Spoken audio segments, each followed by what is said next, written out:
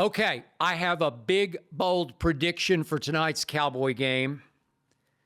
You ready for this? They will not get embarrassed. That's all I got. That's all I want tonight.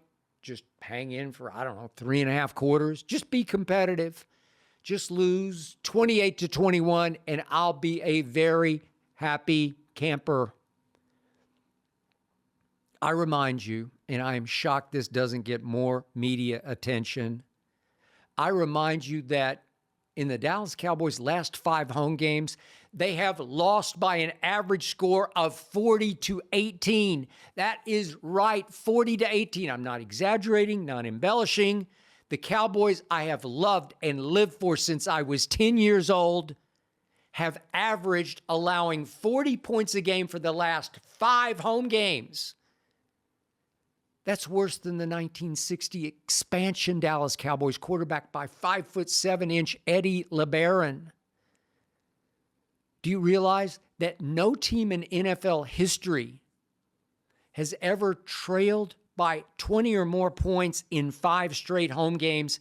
The Cowboys are the first to ever do that.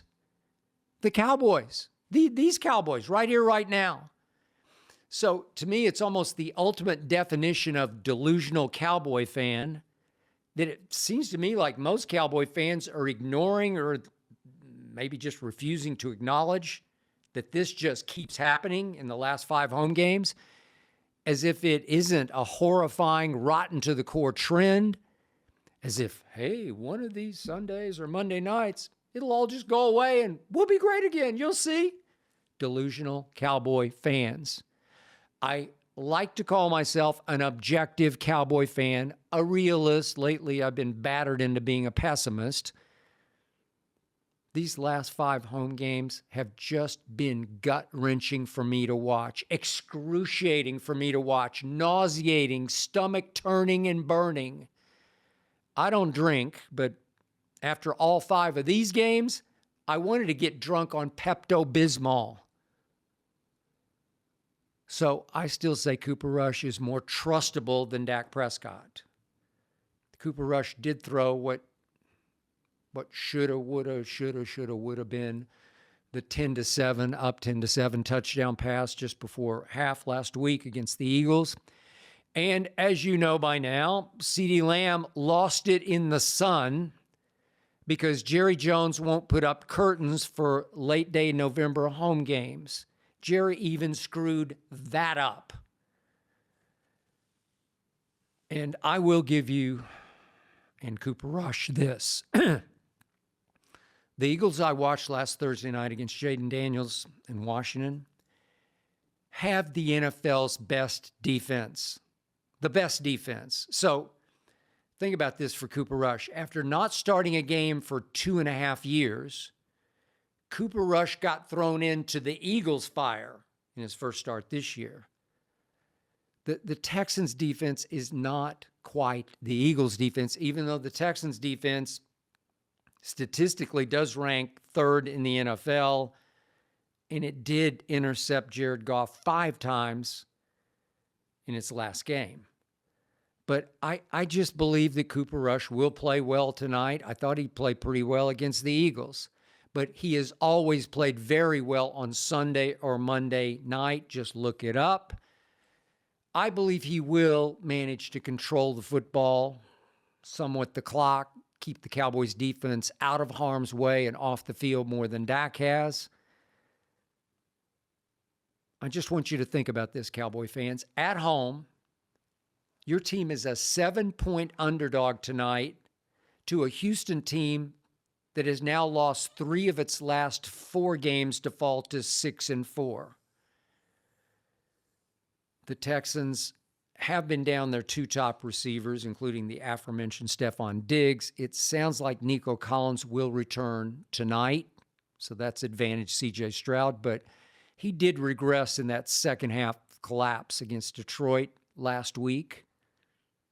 So I'm here to say the Texans will not embarrass and humiliate and annihilate us the way the Packers and the Saints and the Ravens and the Lions and the Eagles have. Will not cannot, not. The Texans will not blow us out in the third quarter the way the last 5 home opponents have. That's right. No exaggeration, no embellishment. In this year's home games, our Cowboys have lost the third quarter 82-22. 82-22. How can Jerry Jones sit still up there in his box for what's happening down below? How does he just sit still? How does he stomach it? This is vintage. Please drop the Mike McCarthy. Mike McCarthy is the worst cliche mumbling motivator in coaching history. His halftime pep talks put this team to sleep in third quarters. It might as well play third quarters in recliners. It reclines in third quarters. This is why I pounded the table for Jerry Jones to fire McCarthy after that Green Bay playoff disaster and go hire Jim Harbaugh before somebody else did. Of course, Harbaugh would have gone Parcells on Jerry. Jim Harbaugh would have demanded total control. He would have insisted Jerry Jones keep his upturned nose out of the football operation, and Jerry probably would have balked. But giving in to Jim Harbaugh would have been worth every ounce of swallowed pride for Jerry Jones. Jim Harbaugh has won everywhere he's been, including those 3 straight NFC championship games with the 49ers and that one Super Bowl he lost on a horrible non-call pass interference. At the end of the game, he lost that, of course, to his brother John and the Ravens. Jerry Jones has not been back to a championship game in going on 30 years. But, Jerry loves working with good old Mike McCarthy, who's attached to the best puppet strings Jerry Jones has ever yanked.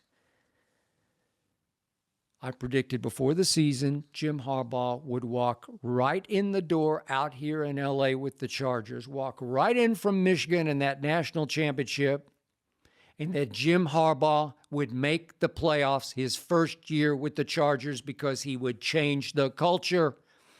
He would rebuild the confidence of a quarterback I still don't love, Justin Herbert, but last night the Chargers collapsed at the hands of Joe Burrow, who, by the way, I'm going to say it again. I keep saying it. He leads the NFL in QBR, leads in all the passing stats because Joe Burrow is still the best quarterback in all of football, and he's starting to separate. What he did last night with Jamar Chase was just extraordinary.